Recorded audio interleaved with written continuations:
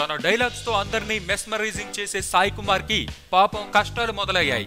కుమారుణ్ణి హీరో చేయగలిగాడు గానీ హిట్ మాత్రం రాలేదు. ఆది హీరో అయ్యి చాలా ఏళ్లైంది. తొలి సినిమా ప్రేమ కావాలి ఓ మాదిరిగా ఆడిందంతే. ఆ తర్వాత వచ్చిన లవ్లీ పరిస్థితి కూడా అంతే. అక్కడి నుంచి వరుస ప్లాపులు చుట్టుముట్టాయి.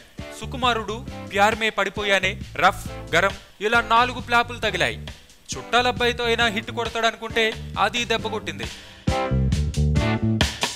ఈ సినిమాని కాస్తైనా నిలబెట్టాలని విశ్వ ప్రయత్నాలు చేస్తున్నాడు సాయి కుమార్. పబ్లిసిటీ భారీగానే పెంచడానికి తాను కూడా నిర్మాతకు కొంత మొత్తం ముట్టజెప్పాడట.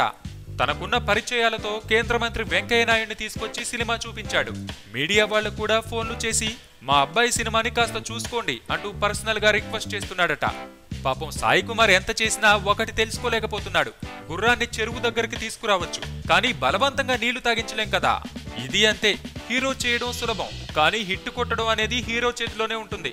సబ్స్క్రైబ్ చేయడం మర్చిపోకండి. వీలైతే లైక్, కుదిరితే కామెంట్ పెట్టండి. ఇలాంటి ఇంట్రెస్టింగ్ బ్రేకింగ్ బిగ్ న్యూస్ మాకు తెలిసిన వెంటనే మీకు తెలియజేస్తాం. మాతో టచ్ లో ఉండండి.